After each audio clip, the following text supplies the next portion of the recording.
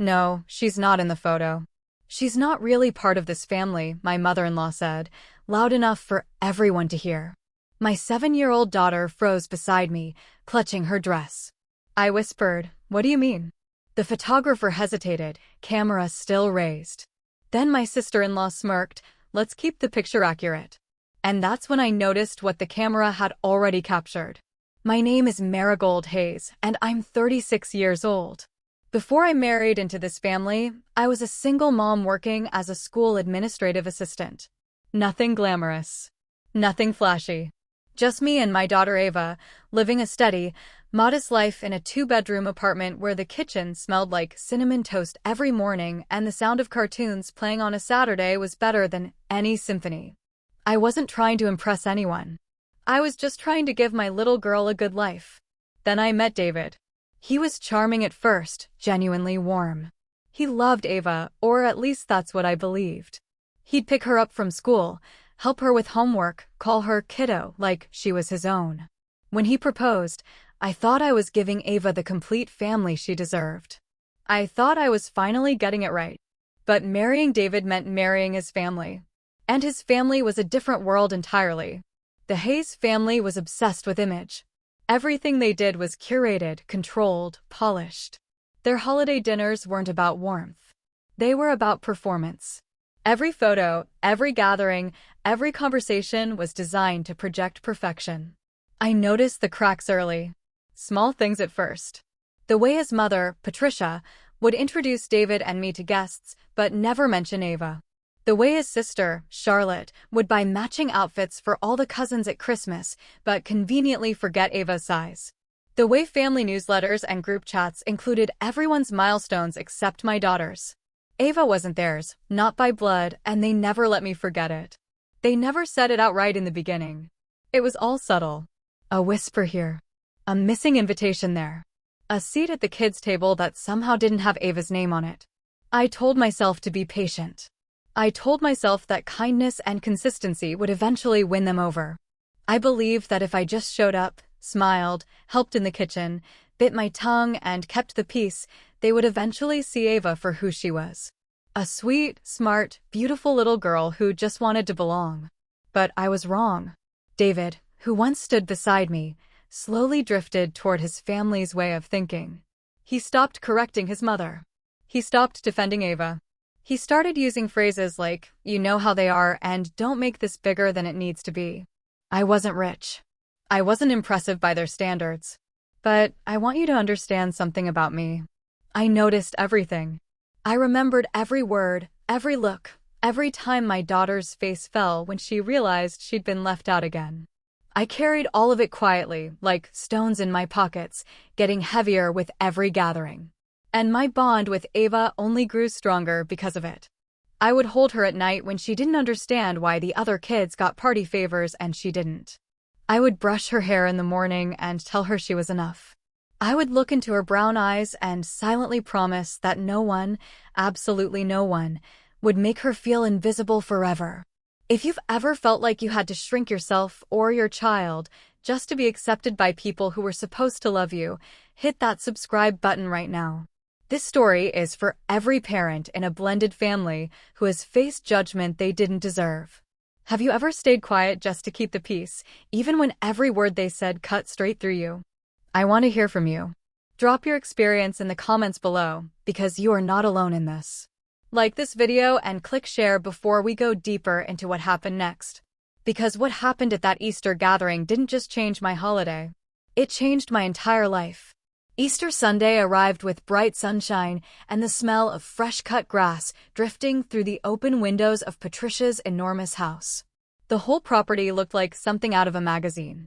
White tablecloths, lavender centerpieces, pastel ribbons wrapped around every banister. Even the eggs hidden in the garden had been color-coordinated. This was not a celebration. This was a production. Ava had been excited for weeks. She picked out her dress herself, a soft yellow one with tiny white flowers along the hem.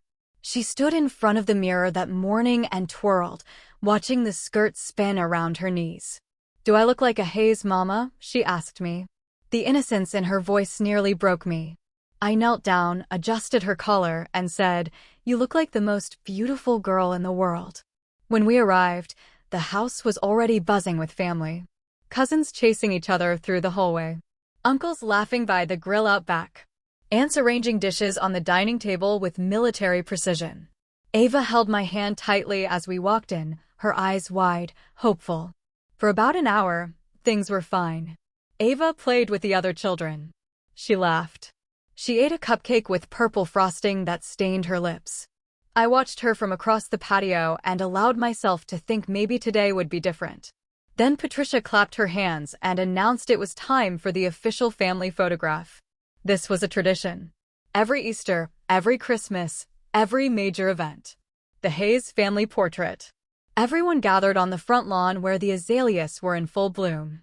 Patricia began positioning people like a director on a film set. Grandparents in the center. David and his brother on either side. Spouses next. Children kneeling in front.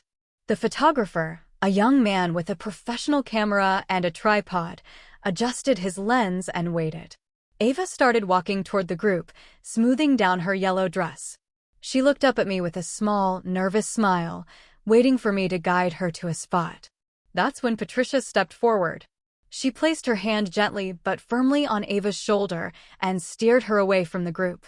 "Family only, sweetheart," she said. Her voice was calm, almost sweet, but the words landed like a slap. Ava blinked. She didn't cry right away. She just looked confused, the way a child does when the world suddenly stops making sense. I felt the blood drain from my face. "Patricia," I said, keeping my voice low. "She is family." Patricia smiled at me, the kind of smile that says I've already decided and you won't change my mind. "Marigold, let's not make this complicated. It's a family photo." Behind her, Charlotte crossed her arms and said nothing. David's brother looked at the ground. A few aunts exchanged glances but stayed silent. I turned to David. He was standing in the second row, already positioned for the shot. I searched his face for something. Anger. Disagreement. Anything. "David," I said. He shifted on his feet. "Mari, let's just get through the photo. We can talk about it later. Don't cause a scene. Don't cause a scene." 5 words that told me exactly where I stood. Ava quietly stepped back. She moved behind me and pressed her face into my hip. I could feel her small body trembling. She was trying so hard not to cry in front of everyone, and the effort it took her, a 7-year-old child, to hold herself together in that moment made me furious in a way I had never felt before. The photographer cleared his throat awkwardly. "Should I, go ahead?" Patricia nodded. "Yes, go ahead." He raised the camera.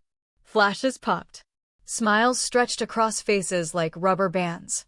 Everyone held their pose, their perfect pose, while my daughter stood behind me with tears running silently down her cheeks. But here is what none of them realized. The photographer had been shooting before Patricia gave the signal. His camera had been clicking the entire time. From the moment Ava walked toward the group to the moment Patricia turned her away. Every frame, every expression, every single second was captured. And I saw it. I saw the red light on his camera blinking. I saw his lens shift toward Ava as she stepped back. I saw his jaw tighten slightly, the way someone does when they're witnessing something wrong and they know it. He never stopped shooting. And that changed everything. The photos went up online 3 days later. Patricia posted them on the family's shared social media page with a caption that read, "Blessed to have the whole family together this Easter. Nothing but love and legacy." The images were pristine. Everyone smiling. Everyone matching. Everyone positioned exactly where Patricia wanted them. Ava was nowhere. Not in a single frame.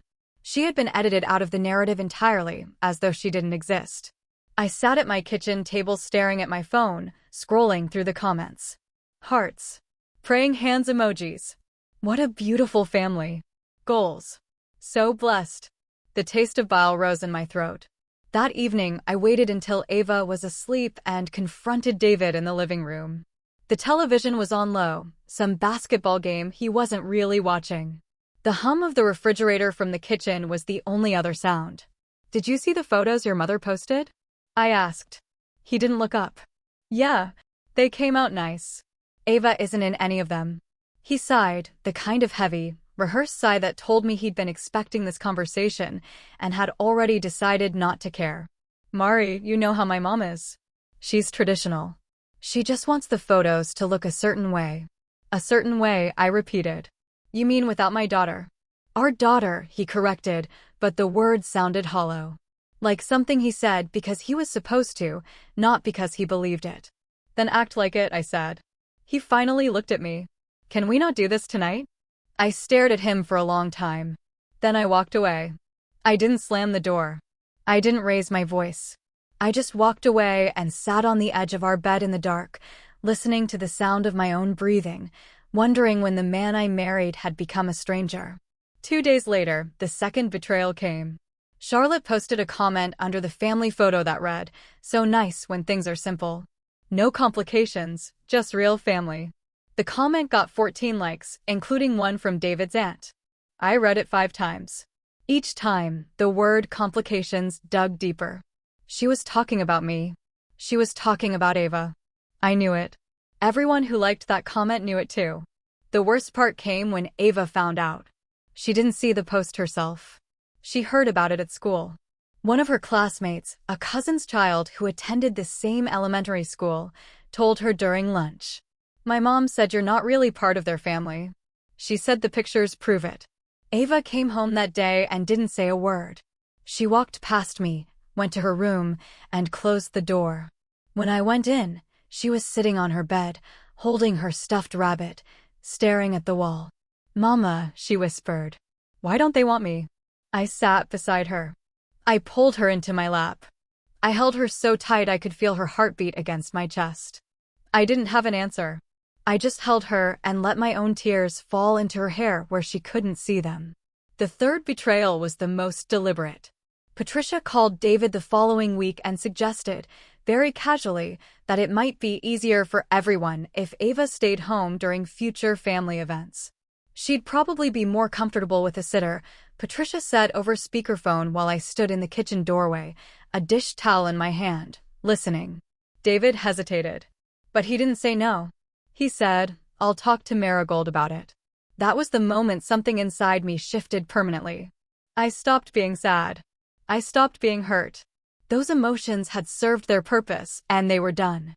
What replaced them was something quieter. Something steady and cold and impossibly focused. I stopped reacting emotionally to their cruelty. I stopped arguing with David about his family. I stopped bringing it up at dinner or on drives or before bed. I just went quiet. And they made the mistake of thinking my silence meant I had given up. They thought I had finally accepted my place. They thought I had learned to stay small. But I wasn't shrinking. I was watching. I was listening. I was remembering every word, every look, every deliberate exclusion. And I was waiting.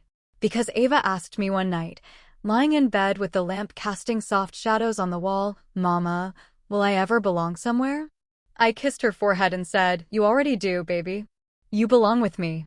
And I promise you, no one will ever make you feel this way again." That was not a hope. That was not a wish. That was a vow. What they didn't know is that I had already seen something they couldn't erase. 3 weeks after Easter, I received an unexpected email. It was from the photographer, a young man named Julian Torres. The subject line simply read, "I thought you should have these." I opened the email at my desk during lunch break, the school hallway buzzing with children outside my office door. Inside was a message that made my hands tremble. "Mrs. Hayes, I've been doing family photography for 6 years, and I've never felt the need to reach out to a client like this before. But what I witnessed at your family's Easter gathering has bothered me since that day. I want you to know that my camera was running continuously during the group photo setup. I captured everything. I'm offering you the full, unedited album, including candid shots taken before, during, and after the formal portrait. There are also audio fragments from my camera's built-in microphone. I don't know what you'll do with these, and that's entirely your decision. But I believe you deserve to have them." I sat in my chair for a full minute without moving. The smell of cafeteria food drifted under my door. The clock on my wall ticked steadily. My heartbeat was louder than both. I downloaded the files that evening after Ava went to sleep. There were over 200 images. Not the polished, edited versions Patricia had posted. These were raw, unfiltered, devastating. There was Ava, in her yellow dress, walking toward the family group with a hopeful smile. There was Patricia, her hand on Ava's shoulder, physically guiding her away. There was Charlotte, smirking in the background with her arms crossed. There was David, looking at the ground, saying nothing, doing nothing. And there was Ava, standing behind me, her face crumpled, tears on her cheeks, clutching my skirt while the rest of the family smiled for the camera 3 feet away. The audio fragments were shorter but equally damning. Patricia's voice, clear as glass, family only, sweetheart. Charlotte whispering to someone beside her, finally, a clean photo. David's voice, flat and distant, don't cause a scene. Each file had a timestamp. Each image was sequenced. The evidence was organized, undeniable, and permanent. I created a folder on my laptop. I labeled it simply Easter. I backed it up on a flash drive and stored it in my desk drawer at work. I didn't tell David. I didn't confront Patricia. I didn't post anything online. I didn't act at all. Not yet. Because I understood something that Patricia, with all her control and all her careful staging, never grasped. You don't reveal the truth when you're angry. You reveal it when the audience is watching. They thought the story ended that Easter afternoon. They thought they had won. They thought the photo was final. But I was just getting started. I didn't have to wait long before I found someone who understood exactly what I was going through.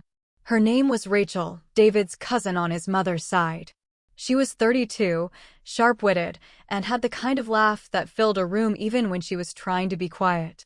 The family called her the difficult one. She called herself the honest one.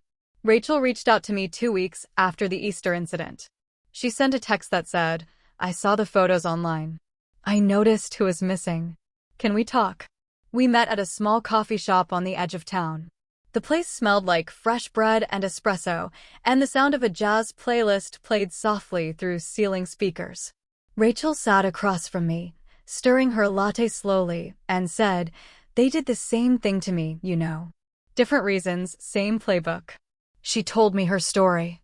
How she'd been gradually pushed out of family events after she refused to follow Patricia's rules. How her name was dropped from holiday invite lists. How her own mother, Patricia's sister, was pressured to distance herself. Patricia doesn't just want control, Rachel said. She wants a stage. And anyone who doesn't fit the script gets removed. I showed Rachel the photos on my phone. The unedited ones. She went through them slowly, her face tightening with each image. When she reached the photo of Ava crying behind me, she set the phone down and looked at me. What are you going to do? She asked. I'm going to wait for the right moment, I said. She nodded. Their anniversary party is in 6 weeks. Big event. Over 100 guests. Friends, colleagues, people from church. Patricia has been planning it for months. I felt something click into place, like a key turning in a lock I'd been searching for. That's the moment, I said. Rachel leaned forward. Then let's make sure it counts. Over the next 6 weeks, the family grew more confident. Patricia began openly suggesting that Ava skip events. Charlotte made snide remarks at a Sunday brunch that I attended alone because David told me it would be less stressful without Ava. David himself became a ghost in our marriage. He came home late. He avoided conversations. He stopped asking about Ava's school, her friends, her day. The distance between us grew wider than any ocean, and he didn't seem to notice or care. But Rachel and I stayed connected. We texted almost daily. She helped me organize the photo files into a clear, chronological sequence. She confirmed details, added context, and reminded me that I wasn't crazy, that what this family did to my daughter was real and wrong and worth exposing. The family had no idea what was coming. They were too busy planning their perfect party. The anniversary party was held on a warm Saturday evening in June at a rented event hall with tall windows and white curtain drapes that caught the golden light of sunset. There were over 120 guests. Round tables with floral centerpieces. A catered buffet. A live string quartet playing in the corner. And at the front of the room, a large projection screen where a slideshow of family memories was scheduled to play during dessert. Patricia had planned every detail. She had selected photos spanning 30 years. Each slide was labeled with the year, the occasion, and the family members present. It was, by her design, a visual monument to the Hayes family legacy. I arrived with David. Ava stayed with a sitter per Patricia's recommendation. I wore a navy blue dress and kept my expression pleasant. I greeted guests. I smiled. I complimented the decorations. No one suspected a thing. Rachel was already there, seated near the back, her phone in her lap. We made brief eye contact. She gave me one small nod. As dinner wound down and dessert was being served, Patricia stood at the podium and tapped the microphone. Thank you all for being here to celebrate 35 years of love, family, and togetherness. We've put together a little slideshow to share some of our favorite memories. Please enjoy. She pressed a button on the remote, and the first slide appeared. A wedding photo. Applause. Smiles. Baby pictures followed. Then vacations. Then holidays. The room was warm with nostalgia. After about 10 minutes, Patricia paused the slideshow to thank the photographer who had compiled the images. That was my window. I stood and walked calmly to the podium. If I may, I said, my voice clear and steady, I'd love to add a few photos of my own. Some moments from this past Easter that I think everyone should see. Patricia looked confused but nodded, unwilling to make a scene in front of her guests. I plugged my flash drive into the laptop connected to the projector. The first image appeared on the screen. Ava, in her yellow dress, smiling, walking toward the family group. A few guests murmured softly, "Cute. Sweet." Then the next photo. Patricia's hand on Ava's shoulder, turning her away. The smile on Patricia's face in the image was unmistakable. Cold. Controlled. Dismissive. The room went quiet. I clicked to the next slide. Charlotte, smirking in the background, arms crossed, watching a 7-year-old girl be removed from a family photo. Then the next. David, staring at the ground, hands in his pockets, doing nothing. Then the one that mattered most. Ava, standing behind me, her face wet with tears, her small hands gripping my skirt, while the entire family smiled 3 feet away as though she didn't exist. A woman at the front table put her hand over her mouth. I pressed play on the audio file. Patricia's voice filled the room through the speakers, clear and unmistakable. Family only, sweetheart. Then Charlotte's whisper, amplified now for everyone to hear. Finally, a clean photo. Then David. Don't cause a scene. The silence in that room was deafening. I stepped closer to the microphone and spoke calmly. For 2 years, my daughter has been excluded from this family. Not because of anything she did, but because she doesn't share your blood. She has been removed from photos, left off guest lists, and told she doesn't belong. And every single time, I stayed quiet. I stayed polite. I stayed patient. I am done being patient. Rachel stood from her chair in the back. She's telling the truth, Rachel said, her voice strong. I've watched this family do this for years. To Marigold. To Ava. To me. To anyone who doesn't fit the image Patricia wants to project. This is not love. This is control. Patricia's face had gone white. She gripped the edge of her table and said, "This is completely inappropriate. Turn that off." But the damage was already done. The photos were still on the screen. The audio had already played.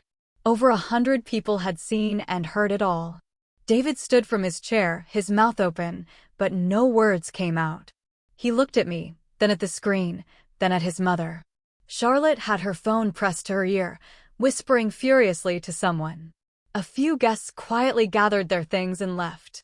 Others sat frozen, staring at the screen. One of David's colleagues walked over to me afterward and said, "I'm sorry you went through that. No child deserves that." I nodded. I didn't need his sympathy. The truth was already out. I took Ava's hand the next morning and we left. Not dramatically.